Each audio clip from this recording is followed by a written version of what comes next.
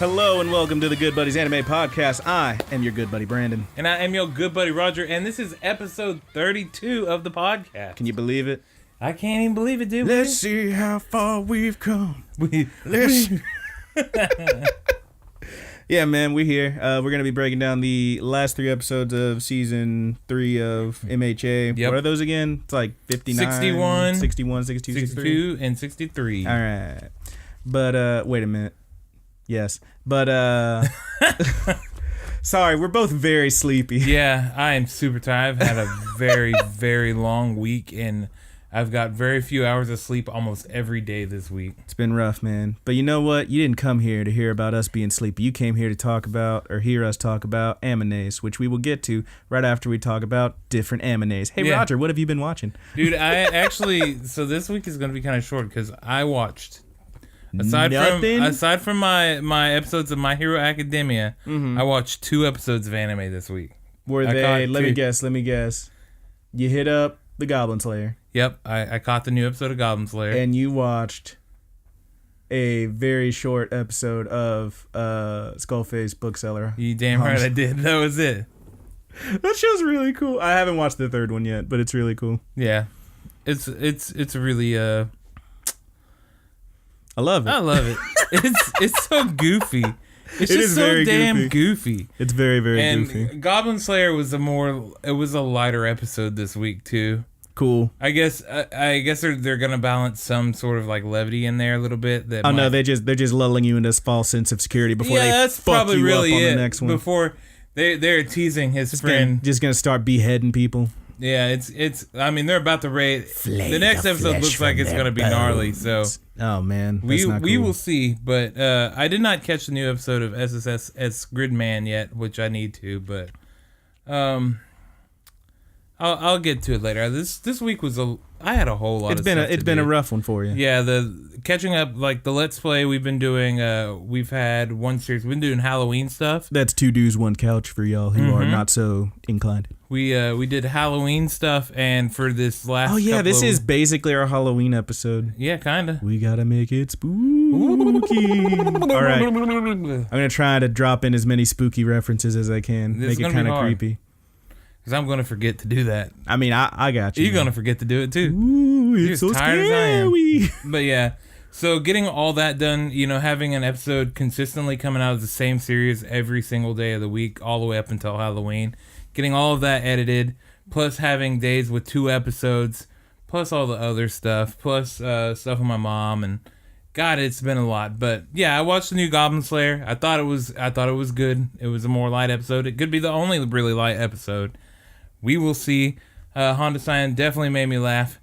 But what have you been watching, good buddy? You know what? I didn't watch a whole hell of a lot. I did watch another episode of that Bloom Into You show, which is very cute. You know how I feel. Hit me with that cute shit.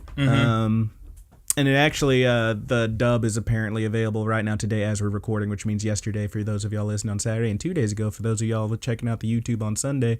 A little early plugs for you. But, yeah, I watched that one. I did watch... Oh, I watched something else. You watched Gunbuster. I did. I watched a couple more episodes of Magical Girl Array. And I did watch because... I kept seeing people talking about it after the Fooly Cooly Alternative finale. I did watch Gunbuster 2, a.k.a. Die Buster. Gunbuster 1, good luck finding it anywhere, but there is like a Blu-ray that was released back in like 2004. Still good luck finding it anywhere. But if you look hard enough, I bet you can. I'm sure you can. It ain't streaming nowhere unless you want to, surf on the high seas, but... that show was pretty Monkey great. D. Luffy, this bitch. Wow. Wow, dude. You're a bad person. I'm a bad person. All right. Well, but yeah, let me talk about that show for a second. 6 whole episodes, not unlike several other Gynax series. You can really... Okay, let me say this first of all. They were not kidding about this, about Alternative having a lot of references to this show. Mostly, yes, from that final bit where where Kana whips the... Band-Aid off her head and her hair's glowing and the way that like the energy is like pop, pop, pop, like fire cracking around her. That is note for note shit that happens in this show.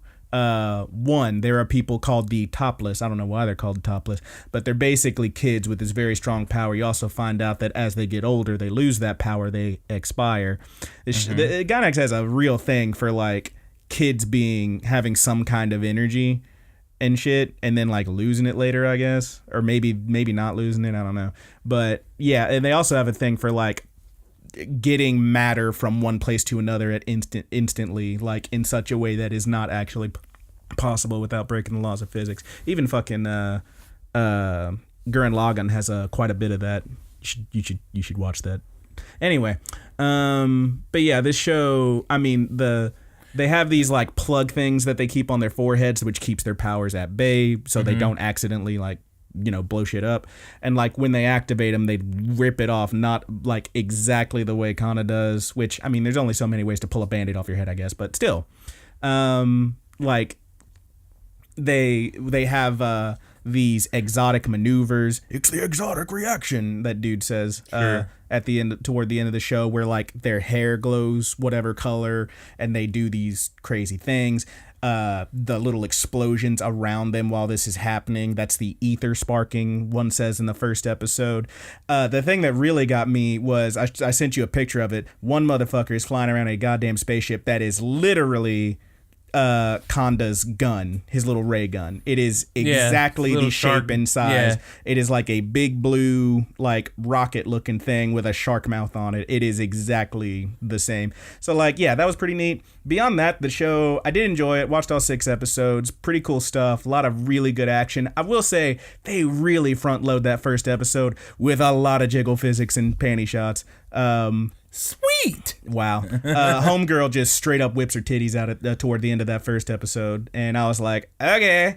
But then like going through it, there was less and less of that and more just action that I was really into, man. It had some really good giant space robot battles and shit like that. Man, I like that. You should check it out. I mean, 6 whole episodes. 6 whole episodes. I think it's worth it. I will say that the very, very, like, not the ending, but like the very ending, the coda to the whole thing, like the credits, doesn't make any sense unless you either watch or, as I did, read the Wikipedia for the first Gunbuster, so you can be like, oh, okay.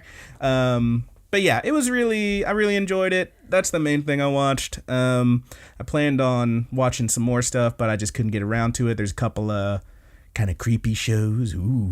Darkness falls across the land. Like that kind of shit that I was planning on watching but never got around to because, you know, fucking Assassin's Creed, man. Yeah. But I've been on that Soul Calibur 6, dude. Making them dick lizards? Yeah, man. Oh, yeah, I made a dick lizard, of course, but... You made you a skeleton with a big old spiky... Yeah, man, his name is Bob, dude. He's got a big-ass shirt on. He looks like... his shirt looks like... Bob the Bony Boner? Looks like Fred from Scooby-Doo. Yeah, I saw that. He had a little ascot. But he's got Nightmare's boots on. Fucking stupid. It's just so dumb, dude.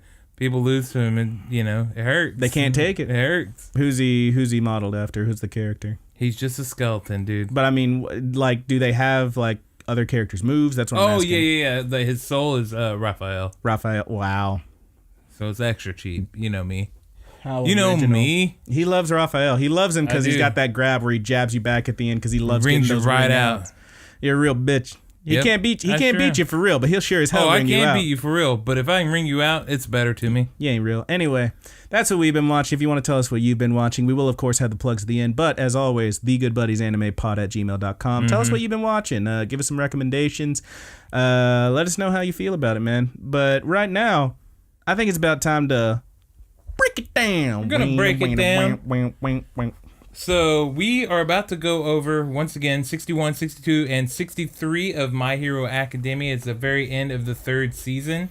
Pretty good. And the first episode on there is Deku versus Kachan Part 2. Which, of course, part 1 was in season 1 when they did they were doing the test thingies. It was Deku and Uraraka versus Kachan and Ida, right? Yep. That was a good episode. That was a great episode. But this one, it's pretty much exactly where the last one ends off. Bakugo figuring out how Deku got his power, challenging to a fight. Deku doesn't want to fight. Bakugo doesn't listen.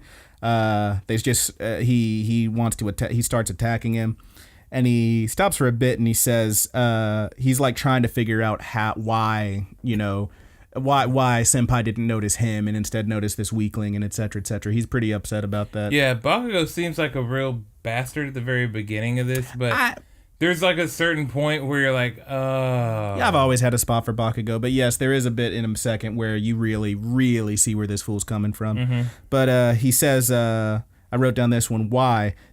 He says, why? Does that mean everything I did to be like him was wrong? We see these flashbacks of them as little kids, and you hear the lines, can I be a hero too? Like when Deku was crying and shit. Oh, it was rough. And then there's the showdown. They're getting ready. Opening credits, back from the credits. Bakugo goes in, and he is flying right at Deku. He wants to wreck this kid. They actually, for a bit before that, they talk about how, before they actually start fighting, I thought this was a good one. Midoriya talks about how, oh, I mean, we don't have to fight here. Come on, we can reserve a training room. And Bakugo's like, no. If we fight in school, then we can't really let loose because they'll stop us.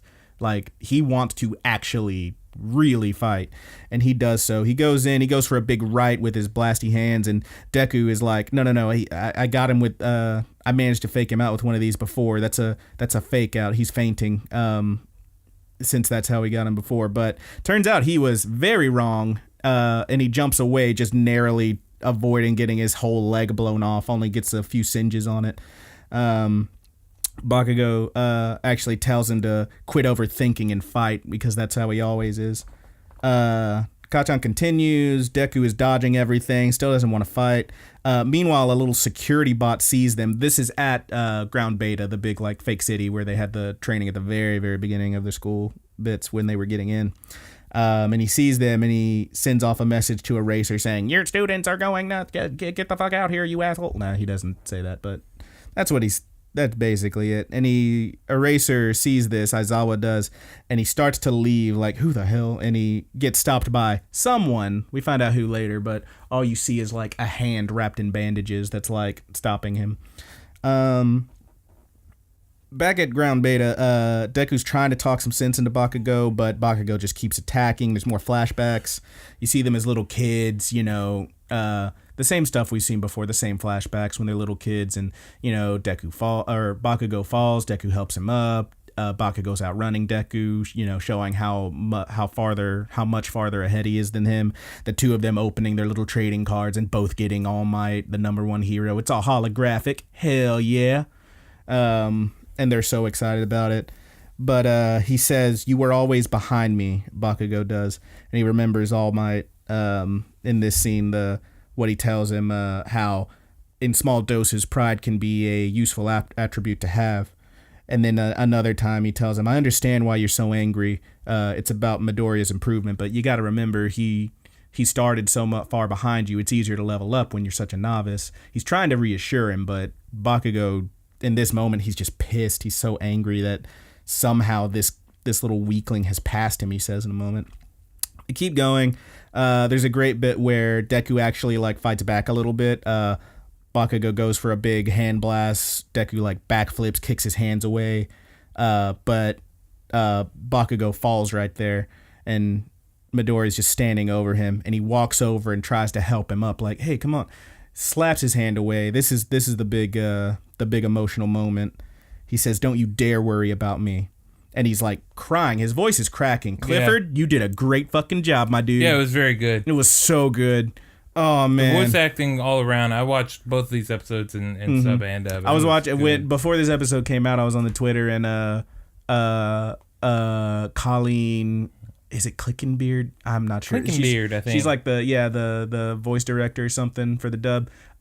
She was making fun of Clifford for taking 3 and 4 takes at some of these lines, and he was like, I wanted to get it perfect. He really cared about this one, and rightfully so. He fucking nails it here.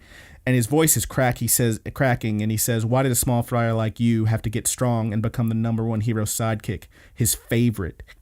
You got so much better, and I destroyed All Might." And this is where you get it. He, not only that Deku has surpassed him, or is almost surpassing him even, not only that All Might's apparently, like, he's All Might's favorite, but more than that, he blames himself for what happened to All Might. For the fact this that is the turning point where you're like, all right, he's not such a cock. Because they really do kind of play it up a little bit. Because he's definitely a bully. I mean, yeah. And no matter how you slice it, you are no less a cock. If you treat somebody like the way they show that he treated Deku as a kid and stuff, like, god damn, this is horrible. Yeah, but like you do get to see a lot of what was going on in his head that whole time. Mm-hmm. But he tells him, he blames himself for what happened. He says if he'd been stronger, All Might wouldn't have had to save him, and he would still be All Might, basically. And at this point, he's just straight up crying. And he says, so what the hell am I supposed to do? Like, he says he keeps replaying it over and over in his head. And All Might won't say anything, but he knows it's true. He knows that it's his fault. Everyone wants to pretend it's not, but if it weren't for him getting captured, this wouldn't have happened, he says. Deku gets it. He says he's the only one who understands how he really feels now. And he turns on his full cowling. He powers up, and the fight is on in earnest at this point. Basically, it seems like Deku's kind of saying, all right, well, fucker, if you want to vent, let's fucking blow you away then. And they go at it. Kachan comes from above. Deku dodges. Fucking Bakugo does maybe my favorite thing I've seen him do with his fucking power so far. You just see like his hand starts streaming these explosions, and he just kind of turns sideways, goes over, and is doing like this sideways tornado of fire just flying toward him. It's so fucking cool. Deku manages to dodge it, but gets caught landing, and Kachan just punches the shit out of him. He flies to one side and slams into a guardrail. And then he runs over, follows it up with a huge throw. He grabs Deku and fucking throws him so hard that he actually, like, Kachan after the throw falls over into the railing and bends it in another spot. Like, they're really going at it, man. And Deku, he's looking at this and seeing what's going on, and Kachan Bakugo, he looks at him, he's like, what's that stupid smile for? I bet you got some plan up your sleeve. And as Midoriya's running at him, he does a straight up solar flare. There's no other way to describe it. He does a solar flare. He puts his hand together, ping, and like he's blinded for a second. Which is when he finishes that sentence. He says, that's what I hate about you. I can never tell what you're thinking. And like the whole time they're fighting, like they keep exchanging these lines. Kachan says that Deku was always looking down on him. Deku says, you really think that's what it is? If that was true, I would have stopped, hanging around you a long time ago. He says, there were things I hated about you, sure, but I could clearly see how amazing you were. And this is the line I like. He says, All Might was my hero, yeah, but you were the one actually in my life. And that's when he really turns it up and shoom, takes off. He's going way faster than he was. He's apparently, he realizes he's been keeping his full cowling at only 5%, so he doesn't injure himself or anything. But he's gotten stronger physically. He can handle more, up to 8%. Not bad. Listen, I know that's like supposed to be kind of a big reveal, but also like, come on, man. You couldn't got those extra 2, made it an even 10. You think it's supposed to be a big reveal? I mean, it's not a huge reveal, but it's kind of like, oh, he's so much stronger. Like that's only 3% more. He is faster. Bakugo realizes he is stronger. Like it's exponential how much stronger he's getting, but it's still like 8% fuck somebody up, bro. Come on. Like I'm kind of like, meh. But yeah, it was kind of a cool moment that he's powering up more. They go to break, back from the break. They are charging at each other, breaking away. This is where fucking Midoriya has that sweet ass, like he's dancing, like he's spinning on his heels real quick and then like bringing his kick down. Does this huge like heel smash, bringing his foot down, and fucking Bakugo barely dips back and avoids it. And you see like those green sparks like coming off of Midoriya's leg. and like going across this fool's face, like two electromagnets getting a little too close and like shooting like a fucking Tesla coil or some shit. It's fucking rad. And then he does like this huge blast that like at Deku, but he manages to just barely get away and like not completely blow his face off. And then usually a good thing if you don't blow your face off. Usually pretty good. Midoriya runs back in and he actually starts really like fucking with him. He's like, "Is that all you got?" Which is where we get another great line. I really like this one. He says, "I'd never admit it to your face, but when I get riled up and I want to win, I start to talk like you." And he says, "Because my idea of victory is so tied to you in my head that I can't help but imitate you." I really like that. Like, you really see how, like, he has been influenced, even if they weren't, like, close and besties or whatever. Deku jumps into the air. Bakugo jumps toward him. He says, "I've got the upper hand in the air." Deku, in his head, says, I didn't jump without a plan." He choreographs like he's going to do this huge right kick. But right as Bakugo gets to him, he instead swings in a left hook. Only at 5% because my arms, dude, if they break, they're done. But he punches the ever-loving shit right out of this fool. And, like, a lot of times in this fight, it goes into, like, kind of this sketchy style. Holy shit, that hand, like, on his face, they looked crazy as hell. But he punches the ever-loving fuck right out of Bakugo. And he says, what does he say? "Now it's your turn. You're the best. That's why I want to beat you." He says he has to fulfill All Might's expectations. Bakugo takes this huge punch right in his fucking face, but then he, like, you see him, his eyes dart back over to him, and he says, "I won't lose to you." He grabs him, kicks him so that they spin around, and this is, like, so badass. I remember watching this. Both times I watched this, I was like, fuck, because it was so damn cool.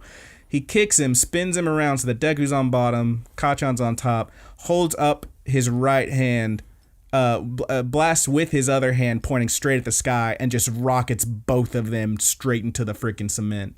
And he just fucking meteor smashes this fool straight down. It's so cool. And when the dust clears, he's got him pinned and he's like kneeling on top of him. Bakugo is. And he wins. He says, "That's it. We're done here. I won this fight." And then he gets a little indignant about it. He's like, "Why? How could you lose? Even with All Might's power, you couldn't beat me. Like, come on, really?" So now it's 1-1. Yeah. So I'm gonna assume that we're gonna at least a third episode. Deku part 3. I'll watch the shit out of that. Hell yeah. And then we hear a voice tell them to stop. It's All Might. He's the one who stopped Aizawa, and he's out there now. And black bandages. His bandages all over him. Yeah, he's all fucked up. His arms are still fucked. And Bakugo, he gets up and he looks at him and he says, "Why? Why did you pick Deku?" And he kind of explains a little bit. He says, "Well, he was powerless, but I knew that he could be great. You could already fight, but I knew that if I gave him my power, that he could be such a great hero," or something like that. Yeah. And he says, Bakugo, in another fairly emotional line, he says, "Well, now you know I'm weak too. It's my fault you lost your power." Bakugo can't handle some power like that. Man. He can't handle that power. Man. Anyway. But yeah, All Might tells him, "Well, no, I was always going to lose my power. It's not your fault." And he hugs him. He actually holds him like to his chest, like a dad and his kid. And he apologizes. He tells him he's sorry, and he says, "Sometimes I forget that you're children." Bakugo, of course, has to be a little badass, like, and pushes him away, like. Is it badass, dude? He's trying to be a little like he's trying to be tough. He's trying to be tough, even though he's fucking crying. Yeah. I'm a little. Bitch, we saw you crying. My beautiful baby boy. You crying? My beautiful boy. I just want to give him a hug. It's not your fault, Bakugo. It's not your fault. Anyway, but yeah, he All Might then Bakugo like sits down next to Midoriya, and All Might tells them that Bakugo's drive to be the best and Midoriya's compassion for others are both necessary in a hero. That's why Deku admires Kacchan's strength so much, and that's why Kacchan fears Deku's heart and his spirit. And he tells them that if they, now that everything's out in the open and they vent it out, he says if they can develop a mutual respect, then they can help each other, and they can become the ultimate heroes. Aw, that'd be great. I guess unlike All Might and Endeavor. Very much so. Although we don't really know their backstory, like if that was ever even going to be an option. But yeah, it's very like the two of them. You were right there, the relationship here. The hope is that Bakugo doesn't end up like Endeavor. Yeah, sure. A bitter bastard and a child abuser, and he abused his wife. And what an asshole. Yeah, not a good guy. Man, fuck Endeavor. You can tell him I said number one that. Hero. We'll get some more about him in the next episode. But yeah. As they're sitting there, Bakugo just kind of looks over at Midoriya and he says, "You had the strongest guy in the world lay the groundwork for you, so don't ever lose again." And Midoriya looks at him. He's like, "Okay, I'll work harder so that I can beat you." These damn kids. Bakugo wants to know who else knows about this. All Might tells him only Recovery Girl and Principal Nezu. And Bakugo says that he vows to keep it a secret. Unlike Deku, I can keep my mouth shut, which is pretty great because Deku definitely spilled the beans to him. All Might tells him that he should be on. I should be on my knees begging you to keep this a secret, but thank you so much. And then he tells him, well, I mean, if you know that, he just tells him everything now. And he tells him where that power came from, how it happened, his injury, his successor. Bakugo, as they're walking back, having learned all this, vows that even knowing that Midoriya has All Might's power, he's going to become the number one hero anyway. Yeah. So he says that only those two know. Does Gran Torino not know? Because I thought Gran Torino did know. I mean, I had to think about that whenever I heard that line. I don't know. I thought he did know. I mean, he at least knows that the power is passed to... Yeah, I mean, he has to. Yeah, right? he has to know. I don't know. I'm not going to look too far I caught into it. All Might was slipping, dude. I caught him lying, dude. Chill out, man. I caught him lying. Well, I mean, yeah, I guess. I don't know. But I love All Might. I love you, All Might. Bakugo says that he'll go... I like this one. He says, I'm going to become the number one hero anyway. I'll go higher than everyone, even you, chosen one. Ooh. Ooh. It's kind of... Ooh, sweet burn. Deku says, all right, well then I'll just be even better than that. And then they just go into a real duck season, wabbit season bit here where Bakugo's like, what? No, I said I'm going to be the best. Yeah, but I'm going to be better than that. No, I'm going to be the best. Yeah, it's like well, they're almost friends for 1 second. It's really great. All Might says, All Might as they're walking, thinks to himself, well, they're like proper rivals now. It's pretty great. Later, Aizawa has both of them wrapped up and is just giving them shit. All Might manages to talk him down, tells him it's my fault this happened. Bakugo blamed himself. I didn't even realize. They didn't pass the hero thing, blah, blah, blah. Inferiority complex. Basically. Or whatever. He basically is saying that Bakugo's got a little bit of that little man syndrome. But he tells him, all right, well, I still can't just let this slide. Who threw the first punch? Bakugo says it was him. And he says, all right, well, you're both under house arrest. 4 days for Bakugo, 3 for Deku, and I also want written apologies.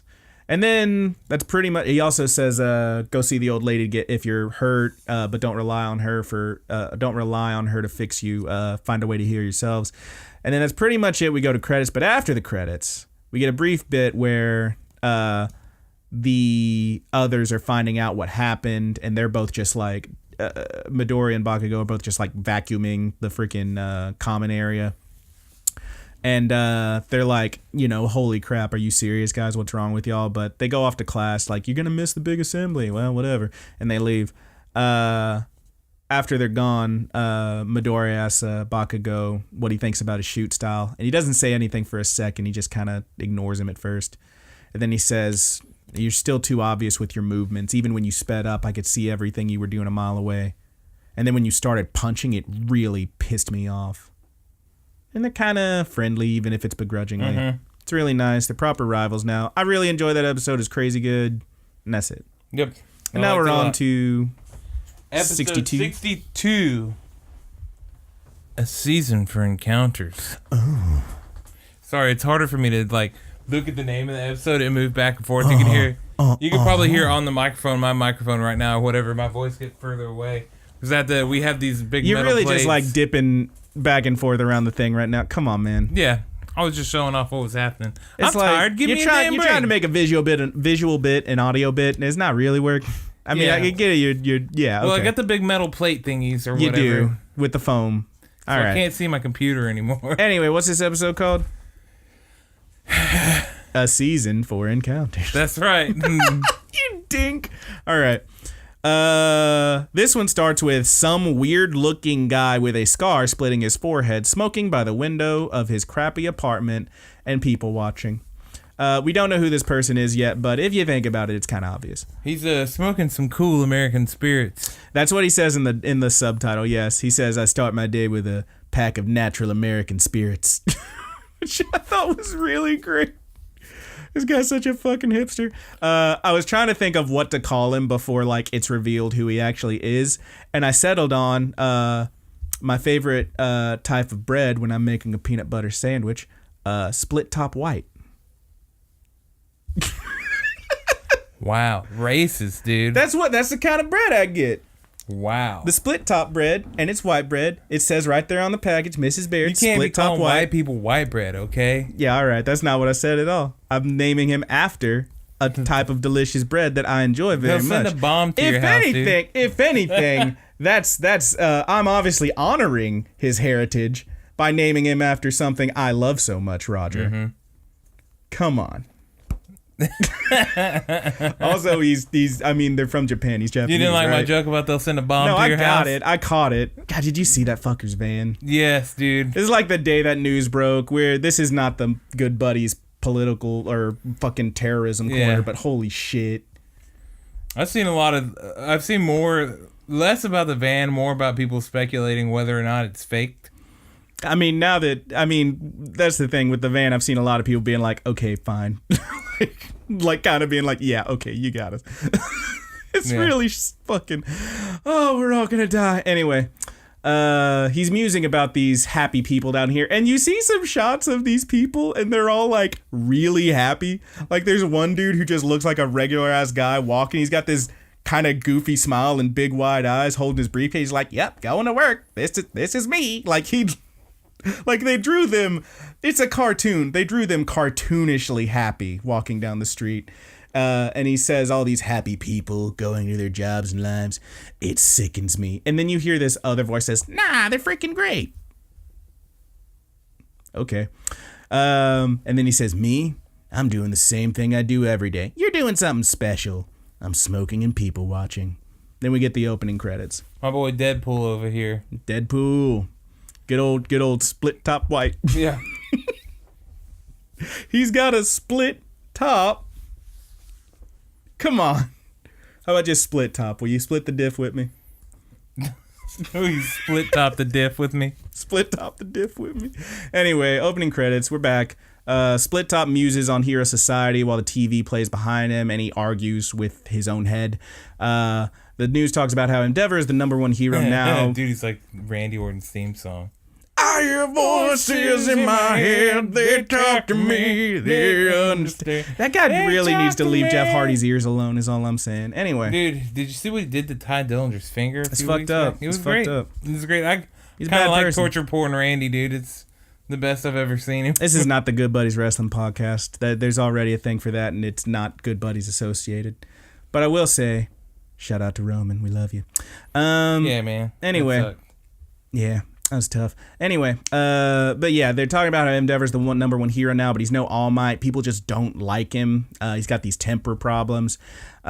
Split head, split top. He gets dressed and starts to leave. And in his head, he says, physical power isn't all that matters. It's the heart as well. Nah, it's all about power. Shut up. Leave me alone. And that's when it's like, oh, okay, this person's got some issues. On the street, he watches some big villain rob a store, runs out carrying the entire counter with the fucking cash register attached to it. And some pirate type hero is like, you're not getting away with it. And just gets bashed with a pipe by another dude because they're working together. and they jump into this big truck, and he calls him Yellow. The guy who hit that guy with the pipe, he calls the big guy with the whole counter Yellow. And they jump into a truck with two more, and they say, "Hey, yeah, you can't beat us. We're a team, the Reservoir Dogs." Get it? He's Mr. Yellow. That guy was Mr. Red. First of all, there's no Mr. Pink. That's bullshit. But like each of them has a something on them that is whatever color. Yellow's got yellow. There's a green guy, blue guy, red guy, whatever. It's weird that they could say this, but you know. I mean, it's not a direct reference. They are the Reservoir Dogs. They are not saying we're that movie Reservoir. Like if they were all wearing suits. Okay. And one of them looked like Steve Buscemi, and that character dropped the N-bomb for no reason. I have problems with that film, and I don't mind sharing them. Anyway, that used to be my favorite, and then I rewatched it, and I was like, he really didn't have to say the N-word there. That was just, man, Quentin Tarantino really likes the N-word. Anyway, that's why he put himself in fucking Pulp Fiction, and he got to say it 80 times. Fucking. Anyway, I got Tarantino issues. Let's continue. But yeah, he sees all this goes down. They're the Reservoir Dogs. Haha. Split Top White wanders down an alleyway. He thinks on how villains are making moves. They're really, getting some traction, he says, but it's mostly for these petty crimes. And he says to himself, we're looking for people who are a little more... His phone rings. It's Giran, that fancy suit guy who works with Shigaraki in the League. Missing a tooth. Yeah, he's missing that tooth. Looks like a real yak. Real goofy. Real yak. Real yak. Is that how you say it? That's how they say it in Hinamatsuri. That's what he says. You don't like me because I'm a yak. Blah, blah, blah. This is how I talk. My name is Chief. What did they call? I don't remember. That show was great. Anyway. Sleepy boy. That's what they... I'm a sleepy boy. That's what they call me. Fancy suit guy who works with Shigaraki in the League. He tells Split Top that Shigaraki wants everyone to meet up. Asks if he's seen Dabi. Split Top tries to respond, but his inner dissenter, that voice in his head that keeps disagreeing with him, starts bleeding out. He says, I haven't seen him. I don't know. Yeah, I have. And he actually says it this time, and he's starting to have an episode. He says he tries to tell him he hasn't seen Dabi. He struggles with himself, leans against a wall, can't deal. Giram says, well, I'll let you go. You seem to be having some issues. So he lets him go so he can compose himself. And we hear some more, inner monologue with Split Top here. Talking about how the League wants them to recruit more villains, which is where we get a brief scene. He talks about how they're all split up now, but they're supposed to be recruiting. And we get a brief scene where we see Spinner, the lizard dude, walking around in just plain clothes without his mask on. He looks kind of cool. He looks like your Soul Calibur character, but without the giant dick. Mm-hmm. And then we also see Magna, who is the very large... I'm really not sure how to treat these characters, so I'm just gonna say he's the kind of retro character with the big lips. He got big lips. He is fairly effeminate in his voice, but appears to be a large buff dude. I'm definitely gay. I'm just gonna really avoid this whole thing. But we do see another character. They're hanging out in the park and they run at each other like, hey, and they go for a hug. And it's a very large. What appears to be a big buff dude with like 5 o'clock shadow, but wearing like a cutesy blue like baby doll dress and like blonde pigtails. So I'm like, I'm not going anywhere near that one because I'm gonna piss off someone, including myself, and just feel bad about it. I'm pretty sure that Magna is gay. I feel like that's the implication. I also feel like they're really like trying to give you the impression, because like not only does Magna appear to be a guy but have this slightly effeminate accent, but is also hanging out with what appears to be a straight up dude in drag, and his whole power revolves around what your gender is. And I'm like, I'm good out here, not going near that one, because like the whole thing was like males are positive and females are negative or something, like his magnet power. Damn right. Stop. And it was like, nope. Anyway, Damn right. That was Preach, Brandon. You preach. Can you chill? No. Don't. What are you doing? I'm so sleepy. What is this thing you're trying to do? I don't know. Why do you hate me?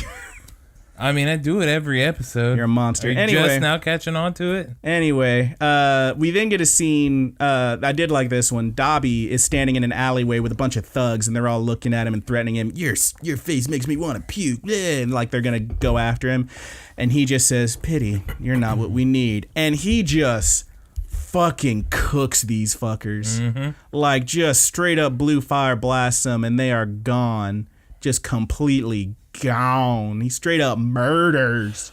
Is that the first straight up murder we've seen in this show? I mean, we know Stain did murder people. Yeah. We know he fucked up Ida's brother. I don't know. I'm not sure if we've seen a straight up murder. The Waterhose family. Yes, but we didn't see that happen. This fool just straight up. We watched him. Yeah, I guess so. Fire blaze a bunch of dudes. Yeah, I guess so. Like, holy shit, we know that has happened. We've seen, like, the before and aftermath. We've never seen the act. This fool just straight up I'm going cooks to these guys. brainstorm it for a second. Yeah, you think about that. To see. I'm gonna keep doing this thing. But yeah, he straight up cooks these fools. Split Top, meanwhile, is struggling in that alley again. He says, I'm going to tear apart, split in two. And then he pulls a mask out of his pocket, pulls it on. It is, of course, Twice. The Deadpool-esque character who's constantly arguing with himself and just a real goofball. He says, once I'm wrapped up, I'm whole. And then he goes into a brief explanation of his quirk. How he says he used to be one of those guys who's caused trouble, but now he's found a higher purpose. He says that his quirk is called Twice. He can basically make a copy of anything, make one thing into two things. Yeah, I like his little backstory. Yeah, it's really cool. Interesting. I like it a lot. He says that he can make himself into two, and then make each of those into two, and they'll tell two friends, and they'll tell two friends, and et cetera, et cetera. And he can basically, he says, I can make a whole gang of me's, but he would have all of his copies do everything for him. They would clean his apartment in the scene here, but then they freak out and they start fighting back, and they tie him up. They start having this argument over who's the real one, and et cetera, and they all just start fighting and killing each other. This goes on for 9 days, he says, this battle, this incursion. At the end of it, he's been attacked by them, so that's how he got his big split head scar. And he says in the end, he's the only one left, and he's not sure if he's really the original. He's clearly not fully sane. I mean, obviously from these voices in his head and everything. And he talks about how because of that, heroes don't care about people like him. He can't be a good citizen, but this league of villains accepted him. And he turns this corner now to see a group of these villains standing over the wreckage of the Reservoir Dogs truck. Their heads are like, and limbs and other bits are sticking out of the ground in this burning vehicle. It's really fucked up. Yeah, he absolutely rearranges them. That's what it looks like. And we see the person who's standing there, this relatively regularly dressed dude with like a shirt, a jacket, and a tie, but like this big frilly like boa fur collar around the top of his jacket, and this long mask like a beak that's just strapped onto his head, kind of like a plague doctor mask, but without the eyes, you know? So it's just hanging off from like his nose down to his chin and just going from there. And we see some other people with him wearing similar masks. They all look like these bird things. And he's standing there looking over this, just thoroughly unimpressed. And he says, a bunch of capable adults got together and only stole a cash register? One of the underlings on top of a street light says, hey, we should get out of here. Hey, do you hear me, Overhaul? He calls him Overhaul. That's his name. And he, Overhaul, standing there looking over them, kind of scratches, like he's scratching the mask like it's actually a beak. He's touching it like and thinking to himself. He says, you know, they're sick. They need a cure. Which is a very menacing line, and I love it. That's how you make someone scary. Ooh, scary. Start curing them, man. You need a cure. So that's such like a fucked up, creepy thing to say. I love it. But then we go to break. Back from the break, we are back at school. Deku is lifting weights in his room. Remembers that his arms are busted up and he has to be careful and whatnot. But he's still lifting his weights, trying to get stronger. At school, the non-housebound students are stopped by Monoma, that's that fool's name, that real dink from 1B who's always hating on him. Yeah. The blonde kid with the copy ability.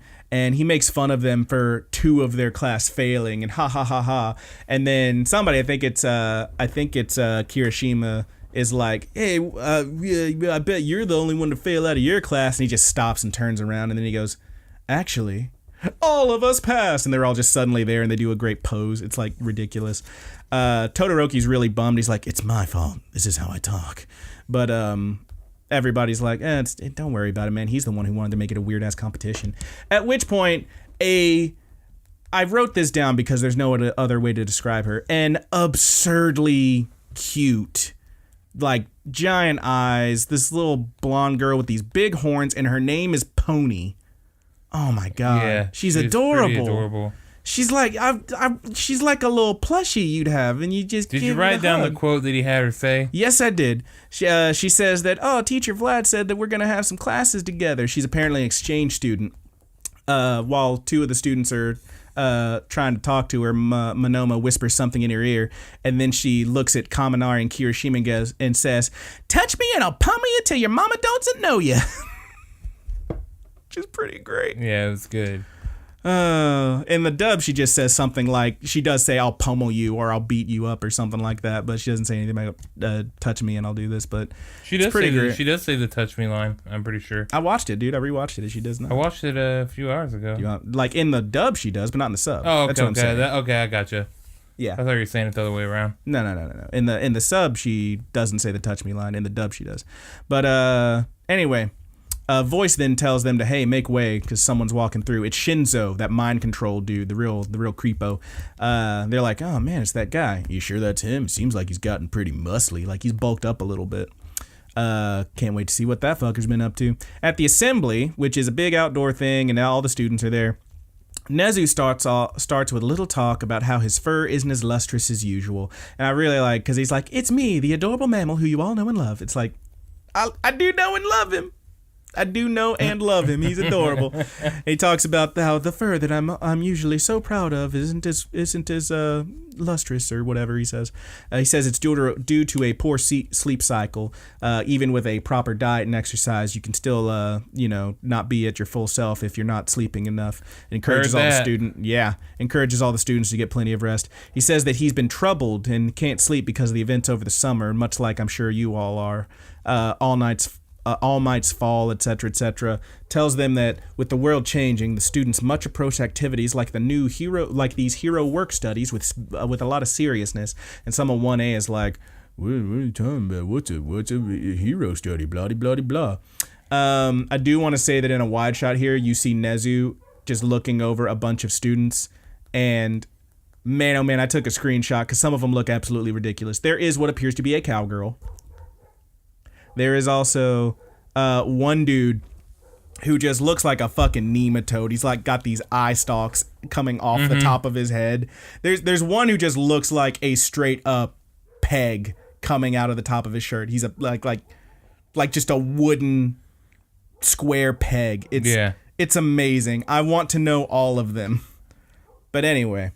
Roger's upset because the dogs outside are going nuts. You can probably hear those. Don't stress about it. Just bring that foam in a little closer. Yeah, here you go. It'll be fine, bud. Anyway, we go from there, and All Might, while he's standing there, remembers Nezu actually suggesting. Now, this is a brief, like in his head flashback. He says he remembers Nezu suggesting that he find a successor at UA, and he says, I have no doubt that someone worthy of your power walks these halls. And as he says that line, the camera pans over the backs of these 3 students. We don't see their faces. We just see one who's kind of hunched over with dark hair. We see one who's shorter but with this long blue hair, and one who is standing very tall, very straight, big muscles with this goofy yellow haircut. And like, no joke, I know that like there's going to be a reveal of who this is in a minute, and boy, that face, we're going to talk about that. But right here, I was like, hey, the back of that head looks like this one cartoon character I know, or comic character I know. And then later I saw his face, I was like, y'all are fucking with me, right? We'll get to that. Yeah. So you had a different I guess I wasn't really too familiar with that character. We'll get so to it in a second. It didn't come to my mind. Yeah. But yeah, I'll talk about it. We'll talk about it in a second. Because it's still close, I think. Sure. But yeah, he it focuses on that last person in particular when he says that someone worthy of your power walks these halls. Vlad is then up and he brings up Hound Dog, who is a fairly, they're outside. Man. A fairly beast-like hero with a muzzle who growls and barks and howls pretty much completely incomprehensibly. Like, he starts by going, last night, and just going nuts. And it's like, what in the fuck? The students are appropriately weirded out, I would say. They're all like, what in the fuck? Why? Vlad gets up and translates. Basically, he says, as you just heard, there was a big fight last night in the blah, blah, blah students, and we want to make sure everyone's respectful, blah, blah, blah. And it's like, they're all just like, why did he even need to be there? Just what I'm asking. Like, that was fun, but like, fucking why? Just have someone else Maybe say he it. just wanted to do it. Had to get his line in, I guess. I don't know. It was pretty funny. But they kind of, the other students in 1A kind of are thinking about this. And Momo actually says, they're treating them like some problem kids, some problem children. Midori and Bakugo. And as they leave, one of the kids from that Zoom in is talking to the taller blonde one about those first years. She says, hey, did you hear? I heard that those kids who were fighting were a bunch of first years. Jesus, I can't goddamn talk. A bunch of first years from class Sleepy, 1A. Dude. You're sleepy. I'm very sleepy. I'm dying. And Dogs barking. The blonde kid's just like, oh, really? We're going to get some more on that in a second. In class, Aizawa starts instructing. The students want to know more about work studies, though, and he says, well, they'll be similar to the internships, but closer to the real thing. Some wonder why they even bothered with the sports festival and the internships then, if they're going to be basically more serious internships. And he explains that the students will need to use their connections to find their own people to their own basically employers or whatever to work with during these work studies. Basic networking. Those who did well before already have an in, basically. You can use the people you already worked with during the internships, but others are going to need to work harder and find someone to work with. With licenses, they're basically going to be damn near pros, and things are going to be fairly serious. But more on that later, which is when they have a great bit where he's like, more on that later. For now, let's get on with the lesson. Come on in. And then like the door just slides open and President Mike's just standing there. And I love when it does because he doesn't move. You just see the door go and he's just standing there like this, like with this goofy ass look. And President Mike's running the class for today. It's English, blah, blah, blah, blah. Pretty great. Back at the dorms, Sarah and Mineta are dunking on Bakugo for his cleaning. And he's like, Deku's supposed to go to that part. Hey, what's your problem? Blah, blah, blah. Deku tries to get info on what they learned, but they don't talk. Not allowed to or something. Yeah. And he's, Deku also stresses out about falling behind. So then we see Midoriya's taking the trash out. And as he's walking, he passes by a big wall or something. And there's a creepy floating face. He thought I'd forget about the Halloween shit. That's creepy. There's a creepy floating face. I forgot about it a long time ago. Probably moments after we talked about it. There's a face, the horrifying, creepy face floating in the wall. It's this goofy little face with these goofy little dot eyes. Looks real cartoony. Damn, you're just really yawning now. Come on, man. How are our beautiful Good Buddies universe supposed to get hyped if you're yawning into the mic? It has been a long damn week. Oh, I'm gonna start yawning. You suck, dude. Anyway, he's accosted by a face in the wall. The face talks for a bit and then pops back in. And he's like, what the hell? And then this face pops back out of the ground in front of him and says, so you must be that what did he say? Excitable first year, aren't you? Something like that. And Deku's just freaking out. He's like, what are you? And he's like, that's a pretty good question. And he apologizes and admits that he freaks himself out sometimes too. And this face in the ground goes on to say that he heard about Deku and wanted to see what all the fuss was about. And then he just kind of slips away and vanishes. And then we get a brief time jump. 3 days pass. Deku's back in class. He's real serious. He's blowing steam out of his nostrils. Wants to do his best. Aizawa comes in and says... that they're going to go over work studies now, and invites in 3 students. It's those kids from the Zoom In. Phantom Face is right up front. And Deku, as soon as they walk in and he sees them in full, he just starts losing his damn mind. Aizawa introduces them. These 3 are third years at UA. They rank at the very top of our student body. You may know them as the Big 3. The Big 3. They did kill my baby. No one's going to get that joke, but that's a White Stripes song and one of my favorites. The Big 3 killed my baby. No money in my hands again. Every time I hear Big 3, that's all I can think of. Anyway, it's from the first album. But that's it for that episode. Let's talk about this cocksucker's face, because I said, as soon as I saw the back of his head, I was like, is that fucking Tintin? And then they showed his face, and I was like, that's fucking Tintin. He's literally Tintin. Like, he's got the goofy dot eyes that are slightly ovular. He's got the goofy little smile. He's got the little cowlick in the front of his... It's Tintin. It's really... It's weird to see, like, a character with just straight up dot eye pupils rather than, like, full-on eyes when everyone else has full-on eyes. And I'm like, the fuck's Tintin doing in the show? Who'd you say he looked like? I said, like, judging by his hair and from behind or whatever, I thought he looked like Ace Ventura. He has that Ace Ventura hair. Yeah, kind of, except Ace Ventura was had brown hair. Yeah. But like, the hairstyle is... It's swoopy. It's a little swoopy, yeah. I keep seeing people, most folks I see are like, yeah, that's Tintin. A few of them are like, yeah, Vault Boy. I see both. But yeah, as soon as I saw the back of that fucker's head, I was like, that's goddamn Tintin. Why is he Tintin? I mean, I'm sure there's a fan on the... It must be. The creators. Because I haven't heard or seen anything. It's not uncommon for that to happen in anime. Yeah. I think it's happened before in MHA. Yeah, probably. But yeah, it's a little goofy. He looks like fucking Tintin. We got to get, I don't remember the captain from that comic's name, but we got to get him in there, Captain something or other. Scruffy dude with his red nose because he drank too much. Anyway, that's it for that episode. We are on to the finale of Season 3, which is episode 63? Episode 63. Unrivaled. Yeah, I remember that one. This is a fucking good one. Fairly straightforward, though, so let's just get right into it. These 3, the Big 3, are introduced. They are big blonde guy who looks like Tintin, Mirio Togata. We have the girl with the very long blue hair, Nijiri Hado, and the kind of skinny, lanky, hunched over, kind of creepy looking dude with, for some reason, very pointy elf ears, is Tamaki Amajiki. They are the Big 3, and they killed my baby. A few of the students are in awe. Some of them are straight up geeking out. Mineta, meanwhile, is like, target acquired. And he, like, it just zooms in on the girl. Bing! Arrow pointing at her super cute face. Bing! Arrow pointing at her super huge tits. Bing! Arrow pointing at her hips. And he's just like, zoom, zoom, zoom. He says, target acquired. Zoom in, enhance.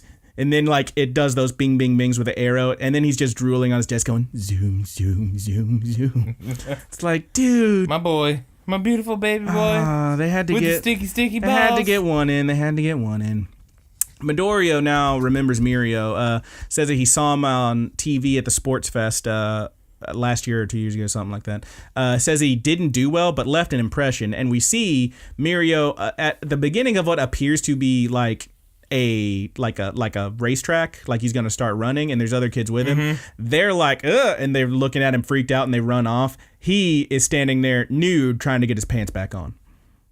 We'll find out more about that in a moment. But yeah, he apparently did not do very well at the Sports Fest, but as Deku said, left a real impression. Eraser asked them to start. Amajiki first. Amajiki stares at them, incredibly intense. It's kind of like Stain's weird aura from that one episode. Like everybody's like, "What the fuck?" because he's like just staring them down. And then everyone's freaking out. There's a big zoom in onto this guy's eye, and then we see the whole class sitting there with potato heads. And then as he's standing there, a couple tater heads up in there. Couple tater heads. Amajiki, as he's standing there, he kind of mumbles. He's like, he can't speak. He's terrified. He says, I can't do it. Even if I picture them as potatoes, they still have human bodies. I can't. And he just like, whoop, turns around and says, you guys go. And then Hado tries to encourage him, tells him, you got to have the heart of a lion, not of a kitten. And she says, well, that's our kitten, Amajiki. I'm Hado. This is Togata. And then before she can really start talking about work study, she gets very distracted and goes on a series of questions here. Yes, we will get to that line that Roger loves. And she immediately jumps in front of Shoji and goes, oh, why are you wearing a mask? Is it because you're sick? And he's like, well, and then she goes, oh, you're Todoroki, right? Hey, how'd you get that big burn on your face? That's none of your... Hey, Ashido, if your horns break off, do you think they'll grow back? Can you wiggle them? Mineta, are those balls on your head your hair or what? I don't get it, my ball. Also, you're a tree frog, right? Not a gross toad. And, like, she's just geeking out. Kaminari loves her because she's so fucking cutesy and kind of an airhead, he says. He loves it. And then Mineta drops the fucking line of the century. Oh, and his face. The way they animate it is really good. It's really weird because like he's got that like purple shadow thing going like one of those. He's went full on creeper mode. Do you want to do the line or you want me to do the line? You do the line, buddy. Okay. He says, she wants to know all about my balls. I'll spill my secrets. Come get up close and personal. Like, come on, man. She wants to know all about my balls. I'll spill my secrets. She wants I'm shipping them, dude. They're getting shipped. It's the fucking worst. You ship it? Do you ship it? Dude. What's their ship name? Mineta's harem, dude. No. If it's like then, is it like Minato? I'm building my boy a harem, and she's in it. All right. Now, who the harem queen is, I haven't decided that yet. It's got to be Mount Lady, right? It could be. Because before you said you wanted to set him up with the tallest, most beautiful girl, and I'm like, you don't get taller than Mount Lady. Yeah, but then I also thought about the oh god, I always forget her name, the dominatrix or whatever. Oh, Midnight. Yeah, Midnight.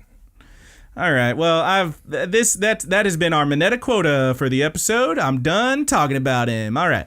I love him, my beautiful baby boy with the sticky balls on his head. She keeps geeking out over all these kids. Aizawa is getting annoyed. He's just staring them down. And he says, this is completely irrational. And Miura's like, no problem, buddy. I got this. And as he's talking, I do want to point this out. As Mirio is talking to Aizawa, is like, okay, I got it. No problem. You do see Aoyama just kind of leaned over on his desk like with this dreamy look looking at Mirio. And I'm like, all right, boys. My twinkly boy, he twinkles on. I love that twinkly boy. And Mirio stands up and he says, the future's gonna be nothing. Complete silence. No response. And they're like, gonna be what? And he goes, awful. That's your line, guys. Oh man, my call and response was a total fail. Like, this guy's such a goddamn goober. I love him. He's such a goofball and I adore him. He tries to go for this goofy little call and response. It does not work at all. The students are largely weirded out. They talk about how they seem so odd, strange, goofy even. Mirio thinks for a bit and is like, well, you guys, you don't have any sense of humor. I get it. That's why my joke didn't work. I got to figure out some kind of way to tell you guys about this in a way you'll understand. And he's like, that's when he gets it. He says, all right, I got it. How about all of you fight me at once? And they freak out again. And Mirio says, this is the easiest way for them to experience what we experience. That's rational, right, Eraser? Rational. Because he said it was irrational. And Eraser, Aizawa was just like, do whatever you want. And they end up in a training room. They're all in their training clothes, their regular UA outfits. And Amajiki, still facing a wall in here, doesn't like look at anyone, but he says, we should have just told them what it's like. You could end up hurting someone, Mirio. I mean, none of these kids want to spend the rest of their school year in a stretcher or whatever, in a hospital bed. And some of them are like, he's just trying to psych us out, right? And then Hado, while she is poking at Ishido's horns and like just bing, bing, bing, like really tweaking on him, says, hey, story time. She tells this brief story about a student who got fed up, didn't want to be a hero anymore. And because using that as an example, says, you better be careful, Togata. We don't want to scare him off. And the students tell them, hey, don't worry about us. We fought pros, even took down real villains before. And Mirio just says, all right, who's going to start then? And Kirishima's like, I got this. And Deku's like, no, I got this. And he's like, oh, you stole my thunder. And he's like, he really wants to get in there. He's still feeling the strain of like not having been there for the past few days. So he really wants to get in on this. And Mirio Togeda there, he says, "Oh, the problem child. I've heard you got plenty of fire in you." And they get ready. Deku's like charging up his full cowling or whatever. Mirio's just standing there waiting. And Deku jumps at him like he's going to do this huge kick. And as he's flying toward him, Togeda's clothes fall off, through him. They just, and they're gone. And he's just standing there like nude. And a few people freak out. My boy's weenie's hanging out. A few people freak out a little bit. Jiro's like, really freaking out. Yeah, it's mostly Jiro. She hasn't seen a weenie before. Jiro like freaks that. out the most, yeah.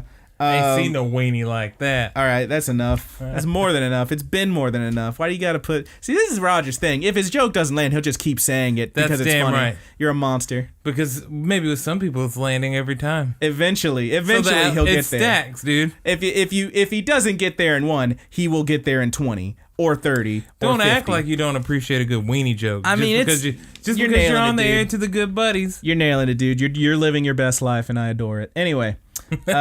he jumps at him. A few people freak out. Togeda says, "Whoops, sorry, my quirk's a little weird." And he bends over, is pulling his pants back on. And Deku, as he's doing this, said, "Bad move, you're open." And he does this huge kick right at this fucker's face, and his leg passes directly through him. He lands on the other side of Togeda, and he says, Deku thinks to himself, "So his quirk lets him pass through things, huh?" And Mirio just turns around and looks at him with his pants back on. Now he says, "Went for the face, huh?" And then all of a sudden, tape, acid, and just a beam from Aoyama all fly through this fool's head, hitting the wall behind him and throwing dust everywhere. They just go right through him. He phased through him or something. And when the dust clears, he's just gone. But then suddenly he appears behind all of them in the nude and says, "I'll take out the long-range fighters first." And he appears right behind Jiro, who again is just like, "What?" Because dude is straight up naked. And a few of the people in Class 1A are running back toward him now, and they're like, "Whoa, he can pass through things and warp? What's up? His quirk's outrageous. Whoa." Amajiki's still facing the walls, thinks to himself, oh, they shouldn't envy his quirk, but his skills. That's what sets him apart. And as he's saying that, you just see these flashes of Mirio's fists slamming into these different students. Notably, I wrote this one down. This dude... Yeah, I'll mention it now. Yaoyorozu Momo makes a little shield to like block the punch. His fist goes through the shield and then connects with her. And we find out later how bonkers that is that he can control his quirk at that speed. But man, oh man, my dude is nailing it. Once he's done with this first little assault, this first little line of attacks, he has taken down Tokoyami, Sero, Mineta, Aoyama, Ashido, Asui, Jiro, Shoji, Kaminari, and Yaoyorozu. All of them are laying down, beaten. That's 10 freaking students he took out. If you look up the manga, because the frame immediately after this where he's standing there looking all badass and he goes, "Power!" That frame is exactly from the manga. On that frame, there is a little timer that shows like 5-point-something seconds because that's how long it took to take out 10 of these goddamn students. My dude is just too fucking real. Everyone else who's still standing is absolutely stunned, as is Todoroki, who's standing on the sidelines, not want to get into this. Aizawa says, as he's standing there with Todoroki, he says, "Mirio Togeda, in my opinion, he's the closest to becoming the number one hero. That's including the pros." And then they go to break. When they're back, Aizawa is standing there with Todoroki and asks, why isn't Todoroki fighting? And Todoroki says, "I haven't earned my provisional license yet." And Aizawa's just like, well, damn, he certainly calmed down. Like, that's it. That's our Todoroki line for this one.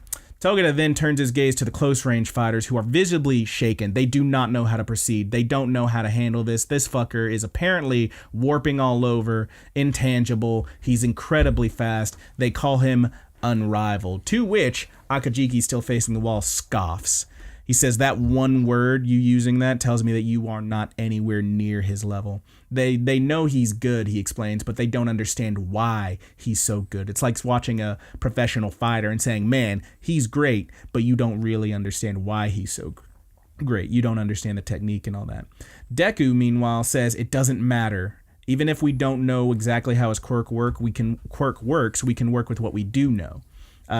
He says that even though he's apparently warping around an intangible, he has to be solid when he goes for that hit, which means we can counter. And Akajiki, who was just, talking shit on him for not understanding, he kind of like has a side eye at Deku, like, all right, this kid's got something. Togeda now moves in, starts running toward him, and vanishes into the ground. They say he went under. Deku waits, doesn't move. He predicts where he's going to pop up, and as Mirio pops out of the ground behind him, of course, fully nude, he turns. That whiny hanging out. That whiny swanging. Swanging whiny. My boy was like, you guys want to see something? Zip. There you go, man. That's my one. There you go. All right. Baited it out. Oh, no. I'm masturbating. No, too much. I'm sorry. If for some reason this is the first episode of ours you're listening to, I'm sorry for all the dick jokes, but it doesn't get better. I'm not going to lie to you. No, it doesn't. Anyway. So stay for the good stuff. Deku waits. As soon as this fool pops out, he goes for a big kick when Mirio appears behind him. But Mirio is like, oh, you saw through that one. And he phases right through his kick. And he says he's going for an ultimate attack, some kind of eyeball touch. And he passes his hand through Deku's leg, which is flying at him, straight toward his face, and is about to poke him in the eye. Deku flinches, closes his eyes, and when he does that, Mirio spins, pivot, punches the shit out of him from right into his stomach from below. Just absolutely obliterates this kid. And as he's going back into the ground, he says, I discovered most go for a counterattack like you did, so naturally I trained to work around such moves. Pretty good, though. And he's just slipped back under. And he quickly, very quickly, dispatches the rest of the class, popping out, taking this one, hitting that one. He, like, chops Uraraka and Hagakure or something, just gives him a quick, give him a chop. Yeah, chop. Give him a chop. That's right. But yeah, he takes out everyone, and then we get another spot where he's just standing there looking all badass going, power! This kid's too cool. Too fucking cool. Once it's all said and done, Amajiki says Mirio's, actually, the girl Hato walks over and is talking to Amajiki and says, man, did you see him out there? He's gotten really tough and strong. And Amajiki says, Mirio's been strong since we were little kids. He just doesn't know how to hold back as he looks out on the wreckage of all these students laying there going, they're all doing that, owie. Yeah, he gut punched every one of them. Just gut punched everybody. It's brutal. But he took them all out. Afterward, Togeda says that he tried to keep his willy hidden. He says, I tried to make it so you wouldn't see my willy. Sorry if you got a peek. Which is pretty great. And he says, so what do you think? Isn't my quirk strong? And a bunch of them say, too strong. How can you phase and warp? Do you have two quirks like Todoroki? And everyone's just freaking out like, you're way too good. There's no way. It's like cheating. Your quirk is so good. And he says, nope, I've just got one. Permeation is what it's called. And he explains how it works. And it's basically Shadow Cat, but like more complicated. If you're familiar with X-Men. He says he phases through anything, including the ground. If he's underground and he releases his quirk, something strange happens, is how he says it. He shoots out of the ground. This is my favorite line, because apparently things with objects with mass can't overlap. That's called physics. Fuck you, Mary.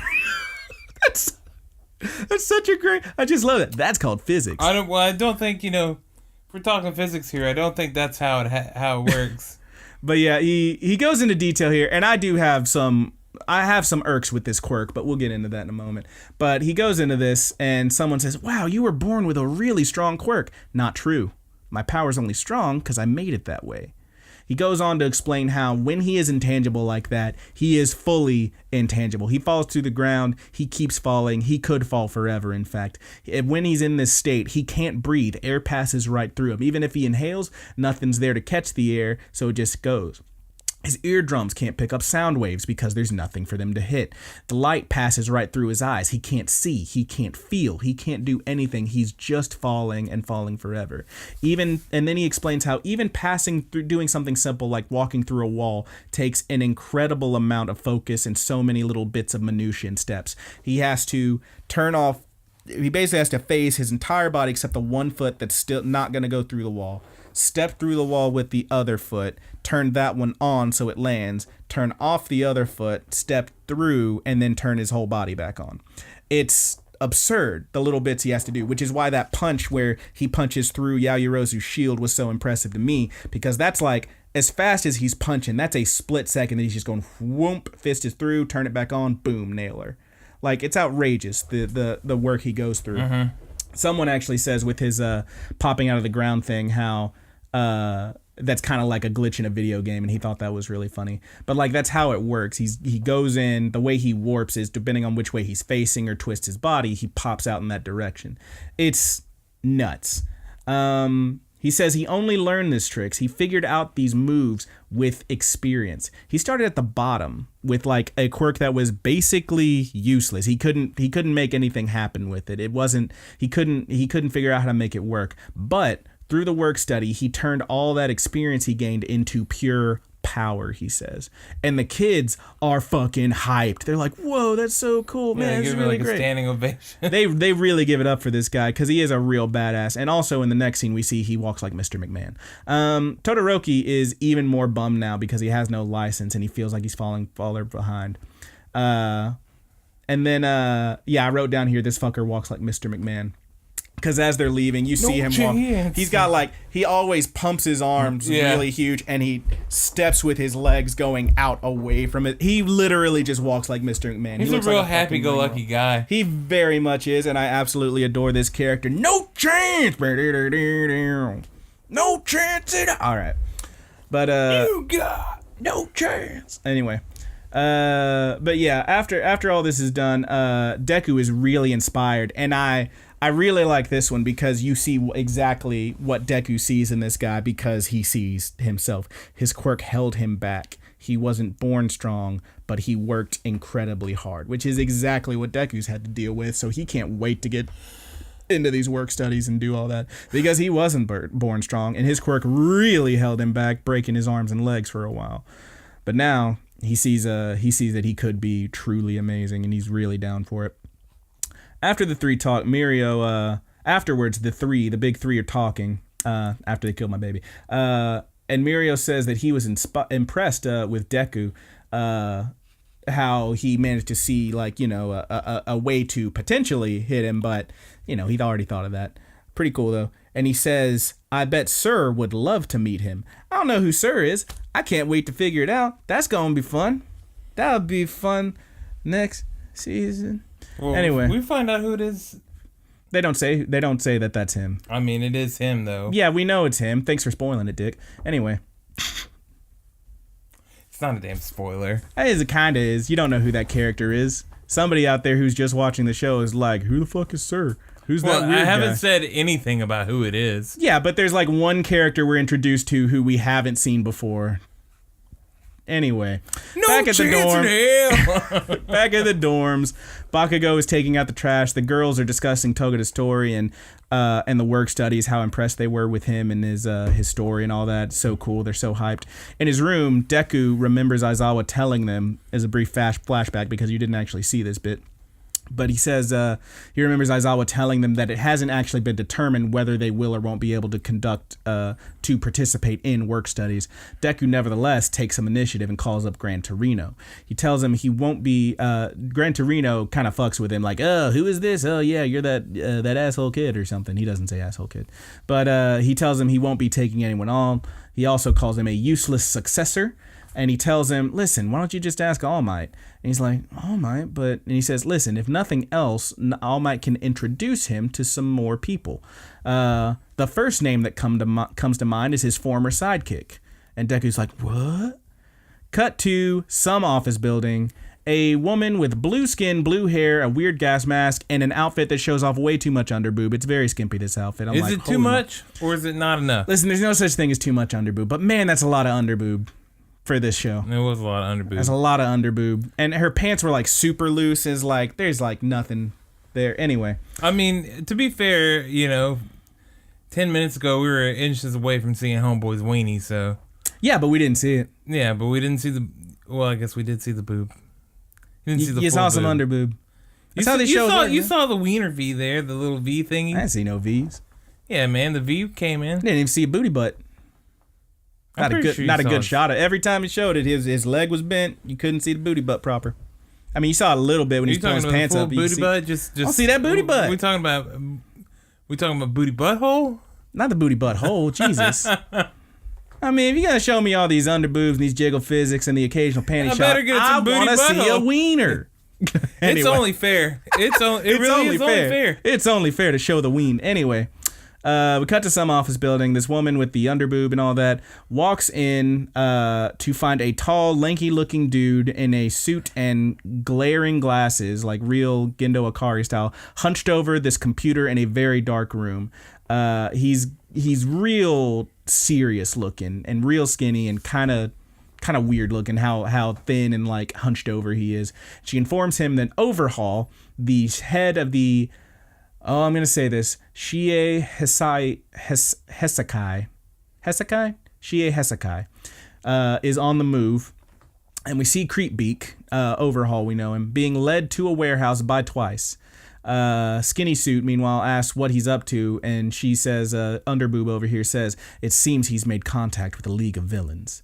Inside that warehouse, the league, notably without Spinner or Dobby, greet Twice, and Shigaraki says, you brought us a really big catch.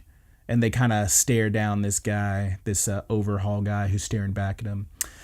We then get a brief monologue from Deku, who back at the dorms is looking out the window, and we see a shot of the city. He says, the entrusted successor and the successor released into the wild. Soon they would meet.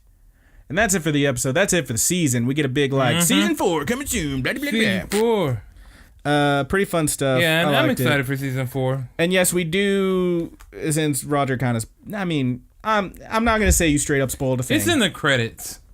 Okay. But that is it? You're looking it up now to make sure.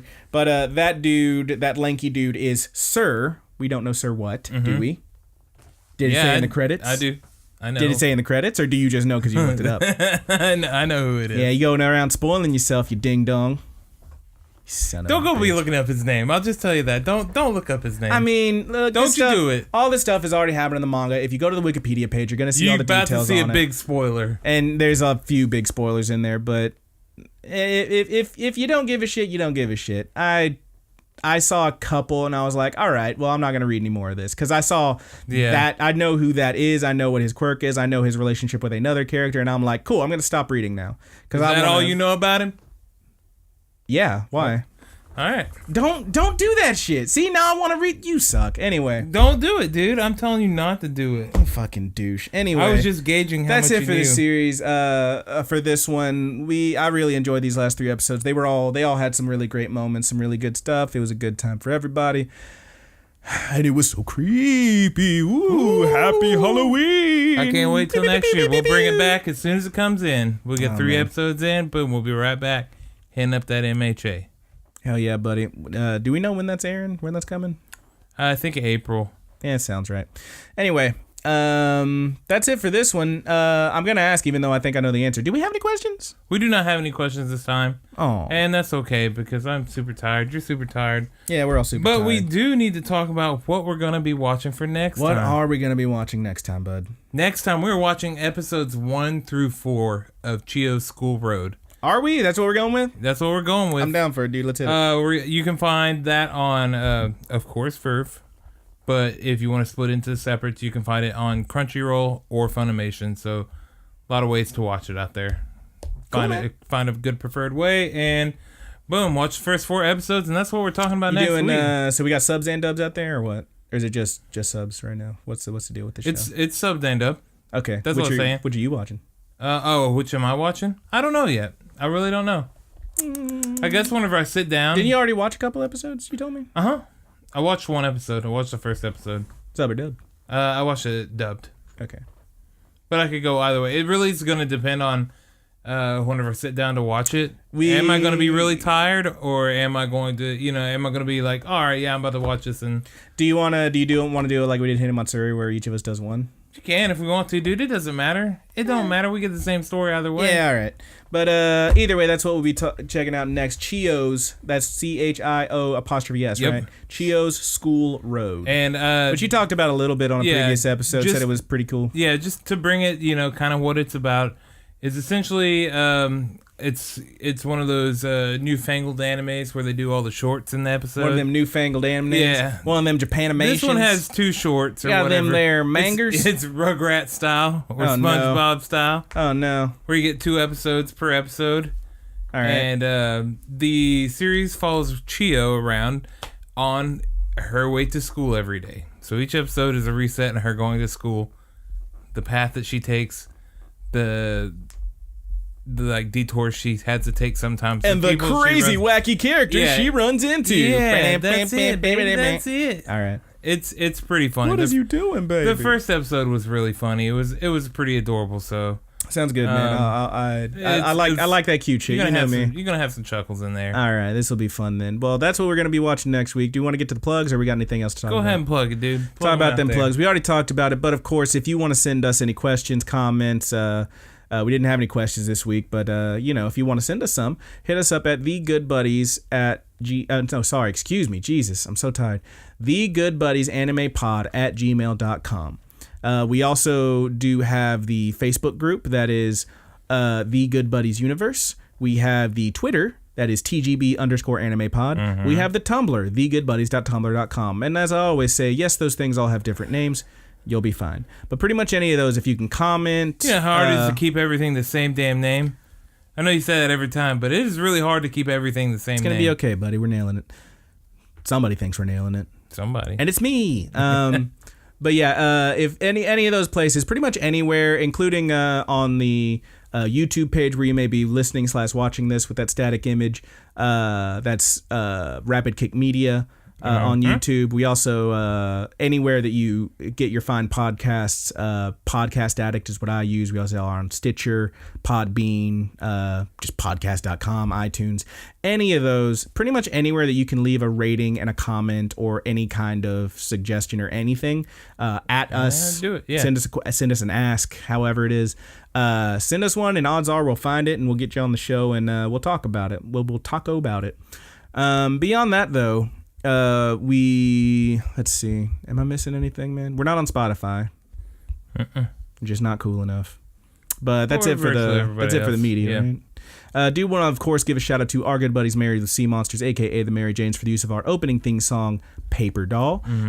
They are on Spotify. However, that song and many of their others are only available on their Bandcamp, Married with Seamonsters. And you can download them for free. You can indeed. marriedwithseamonsters.bandcamp.com. We also want to give a shout out to our good buddy Petty Theft. That is how you pronounce it. 2 P's at the beginning, 2 T's at the end. Petty Theft, who is you can find on Twitter and SoundCloud under Petty Theft for the use of our closing theme song, which you're still calling Sweet Anime Dreams, which should be coming in right now. Who's taking us out, man? Is it you? Is it me? It doesn't matter, man. You want me to take us out? I got something. You got anything on your mind? I got nothing, man. Hit me with it. And from all of us here at the Good Buddies Universe, I am your good buddy Brandon. And I'm your good buddy Roger. My Willie.